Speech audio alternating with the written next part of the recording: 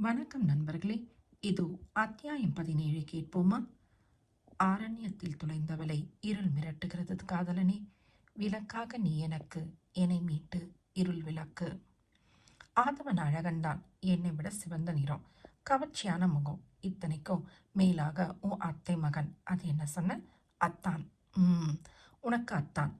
இத்தனை இருந்தும் நான் உறுதியா சொல்றேன் பிரீத்தி, என்னை தொட அனுமதித்த நீ அவனை உன் விரல் தொடக்கூட அனுமதித்திருக்க மாட்ட. பிரீத்தி மிரண்டு விழித்தாள். சித்தார்த்தன் கண்டு சொன்ன உண்மையில் அவள் மனம் கிடுகிடுத்தது. சற்று முன் நடந்த நிகழ்வில் மயங்கி நின்றாளே, அவளை தொட்டது ஆதவனாக இருந்திருந்தால் மயங்கி இருப்பாளா? முந்தா நாள் என் காரில் வருவதை அவாய்ட் பண்ணின, எனக்கு வருத்தம்தான். தட் சேம் டைம் என்னை அவாய்ட் பண்ணின பின்னால உன்னால இந்த ஊரில் இருக்க முடியல பாட்டியா? அப்ப கூட உன் மனது உனக்கு புரியலையா? ப்ளீஸ், எதுக்கும் கனெக்ட் கொடுக்குறீங்க? உங்களுக்கும் என் அத்தையின் குடும்பத்திற்கும் ஏதோ ஒரு காரணத்தினால பகை இருக்குன்னு தெரியுது. அது என்னன்னு தான் தெரியல. உன் அத்தையிடம் கேட்க வேண்டியது தானே? இதை பலமுறை நீங்க சொல்லி நான் கேட்டாகிவிட்டது. உங்களின் ரகசியம் உங்களோடு. அதை தெரிந்துக்கிட்டு எனக்கு என்ன ஆக போகிறது? அவ்வளவு எளிதாக எதையும் தள்ளிவிட முடியாது பிரீத்தி. அதை தெரிந்து கொண்டு உனக்கு ஆக வேண்டியது நிறைய இருக்கலாம். இருந்தால் இருந்து விட்டு போகட்டும்.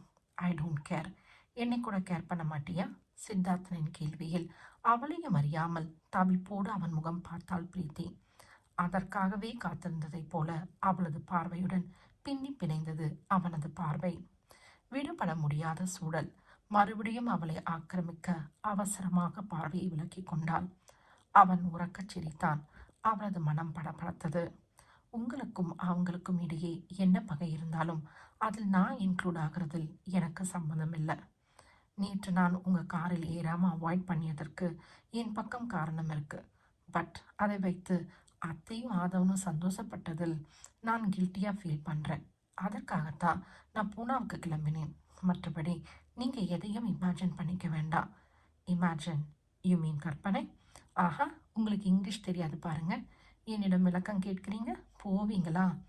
அவனிடம் பேசும்போது எப்படி பேசுவாளோ அப்படி பேசிவிட்டு அவசரமாக நாக்கை கடித்து கொண்டாள் அவள். அவன் இமைக்காமல் அவளையே பார்த்ததில் அவளுக்கு லஜ்ஜையாகிவிட்டது. மாற்றிக்க முடியல. மென்மையாக வினவினான். பின்னலை முன்னால் இழுத்து அதன் நுனியை பிரிப்பதும் பின்னுவதுமாக இமைகள் படப்படக்க அவள் நின்றிருந்த கோலம் ரவிவர்மாவின் ஓவியத்தைப் போலவே இருப்பதாக அவனது இதயம் சொல்லியது. எதுக்காக நீ மாறணும் பிரீத்தி? என்னிடம் எப்படி பேசி பழகினாயோ அப்படியே இருக்க வேண்டியதுதானே. திடீர்னு ஏன் முகம் திருப்பின? உன் அத்தைக்காகவும் ஆதவனுக்காகவும்னா சொல்லாதே. உனக்கு விருப்பம் இல்லாத எதையும் உன் மீது திணிக்க முடியாது. அதற்கு நீ அலோவ் பண்ண மாட்டாய் என்பது எனக்கு தெரியும். எப்படி? ஆச்சரியத்துடன் விழி மலர அவனை பார்த்தாள் பிரீத்தி. அவளது குணாதிசயத்தை பிட்டு பிட்டு வைக்கிறான். அவள் மனதின் விருப்பு வெறுப்புகளை தெல்ல தெளிவாக சொல்கிறான். யார் இவன்? கந்தர்வனா? யட்சனா? இல்லை அவளை காக்க வந்த ரட்சகனா? பூனாவுக்கு போனால் நான் உன்னை தேடி அங்கே வரமாட்டேனா? இங்கே உன் அத்தை குடும்பம் இருக்கிறது. அவர்கள் முன்னால் உன்னை அப்ரோச் பண்ணுவது தான் எனக்கு கஷ்டம். பூனாவில் அப்படி இல்லை. அங்கே நீ சுதந்திர பறவை. உன் பின்னால் ரோமியோ போல ஃபாலோ பண்ணி உன் மனதை ஜெயிப்பது வெகு சுலபம். ரோமியோவா? இவனா? அவனை அறியாமல் அடி பார்வையில் அவனை நோட்டமிட்டாள் பிரீத்தி. ரோமியோ வேடம் அவனுக்கு பொருந்தி வரவில்லை. மாறாக வாலேந்தும் வீரனாக புறவையில் ஆரோகணித்து ஆக்ரோஷமாக சண்டையிடும் பொறு வீரன்தான் பொருந்தி வந்தான். என் மனதை ஜெயிப்பது அத்தனை சுலபமில்லை மிஸ்டர் சித்தார்த்தன். ஆல்ரெடி நான் உன் மனதை ஜெயிச்சாச்சு மிஸ் பிரீத்தி. யூனோ, என் மனதை ஜெயிக்கிறதும் அத்தனை சுலபமில்லை. இந்த வட்டாரத்தில் என்னை தெரியாதவர்கள் யாரும் இல்லை. என் முன்னால் நின்று பேசக்கூட யோசிப்பார்கள். நீ என்னடா வென்றால் மிஸ்டர் சித்தார்த்தான்னு எனக்கு பெயரை வைத்தவளைப் போல அழுத்தம் திருத்தமாக சொல்கிற. நான் அதை ரசித்து கேட்டுக்கொண்டிருக்கிறேன். இதிலிருந்தே நான் உன்னை என் மனதில் எந்த இடத்தில் வைத்திருக்கிறேன் என்பதை நீ புரிந்து கொள்ள கண்ணம்மா. கண்ணம்மாவா? அவள் விழிகளை உயர்த்தி அவனை பார்த்தாள். தாபத்துடன் அவளை பார்த்தவன் அவள் அருகே வர ஒரு எட்டு வைத்தான். சித்தார்த்தா! தொண்டைமானின் குரல் கேட்டது. வேகமாக அங்கிருந்து சென்று விட்டான். அங்கிருந்த மர பெஞ்சில் தளர்ந்து உட்கார்ந்த பிரீத்தி தலையை பிடித்து கொண்டாள். ஏனோ கண்ணீர் பெருகியது. கண்ணன் என்னை கண்டு கொண்டான். கையிரண்டில் அள்ளிக்கொண்டான். பொன்னழகு மேனி என்றான். பூச்சரங்கள் சூடத் தந்தான். கண் திறந்து பார்த்தேன். கண்ணன் அங்கு இல்லை. கண்ணீர் பெருகியதே. மனதில் பாடல் ஒலித்தது. பாறையாய் கனத்த மனதுடன் கண்மூடி அமர்ந்திருந்தவளின் தோளில் சில்லென ஒரு கரம் படிந்தது. திடுக்கிட்டு நிமிர்ந்தாள். ஏ, இங்கு உட்கார்ந்துகிட்டு என்ன பண்ற? ஆர்த்தி அவள் தோளை உலுக்கி எழுப்பினாள். சும்மா சும்மா உட்கார நல்ல இடம் பார்த்தப்போ. வால்பாறை வட்டாரத்துல எப்போதும் மழை பெய்ஞ்சுக்கிட்டே இருக்கும். மாலை காத்து ஊசியா உடம்ப துளைக்கும். இப்படி பனியிலும் மழையிலும் நனைஞ்சுக்கிட்டு இருந்தா உன் உடம்பு தாங்குமா? நீயும் எதையாவது இழுத்து விட்டுக்காதே. வா வா, வீட்டுக்குள் போகலாம். ஆர்த்தியுடன் பிரீத்தி வீட்டுக்குள் போனபோது சித்தார்த்தன் ஹாலில் தொண்டைமானுடன் பேசிக் கொண்டிருந்தான். அவனது பார்வை வாசல் மீது இருந்தது. பிரீத்தியை கண்டதும் அவனது விழிகளில் தெரிந்த ரகசிய பளபளப்பில் இவளது உடலில் ஜிவ்வென்ற ஒரு உணர்வு உண்டானது. அவனது பார்வையை நேர்கொண்டு பார்க்க முடியாமல் வேறு பக்கம் பார்த்தபடி மாடி ஏறிவிட்டாள். அவளது முதுகை துளைத்த அவனது ரேசர் பார்வையை அவளால் உணர முடிந்தது. பூனாவுக்கும் ஓட முடியாது. அவளது குடும்பம் கொல்கத்தாவுக்கு போயிருக்கும். இன்னும் 2 வாரம் அவள் காண வயலில் இருந்துதான் ஆக வேண்டும். யோசித்து யோசித்து தலைவலி வந்ததுதான் மிச்சம். அவளுக்கு எந்த வழியும் புலப்படவில்லை. மாற்றுடையை எடுத்துக்கொண்டு குளிக்கப் போனாள். கொதிக்கும் வெந்நீர் ஷவரில் தலையை நனைய நின்றவளுக்கு அவன் முத்தம் கொடுத்த மணித்துளிகள் நினைவுக்கு வந்து துளைத்தன. தலையை உலுக்கி அந்த நினைவை துரத்த முற்பட்டாலும் அது மறையவில்லை. ஒரு கட்டத்தில் அந்த நினைவோடு அவள் ஒன்றி போனாள். உடைமாற்றி இறங்கி வந்தவளை விழுங்கி விடுவதைப் போல பார்த்து வைத்தான் சித்தார்த்தன். தொண்டைமானும் பக்கத்தில் நிற்கிறார் என்பதில் முகத்தை இறுக்கமாக்கிக் கொண்டாள் பிரீத்தி. அவரை கண்டாலே அவளுக்கு பிடிக்கவில்லை. அதை கண்டு கொண்ட சித்தார்த்தன் ஏன் என்பதைப் போல புருவங்களை உயர்த்தி அவளை அரள வைத்தான். பேசாம இருந்து தொலைடா. இந்த கிழவர் எதையாச்சும் சொல்லி வைக்கப் போகிறார். இன்னுமாடா இங்க மீட்டிங் போட்டுக்கிட்டு இருக்கீங்க?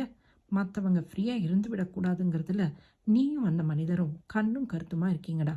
எப்போதும் மாடி ஹாலில் தான் மீட்டிங் போடுவீங்க. இன்றைக்கு என்ன கீழேயே ஸ்டார்ட் பண்ணிட்டீங்க? அவ்வளவு நல்ல எண்ணம்.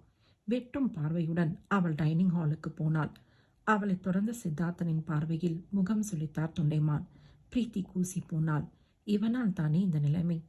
வெட்டவா குத்தவா என்பதைப் போல அவள் வெகுண்டு பார்த்ததில் சித்தார்த்தன் மறுபடியும் புருவங்களை உயர்த்தி அவளை சோதித்து வைத்தான்.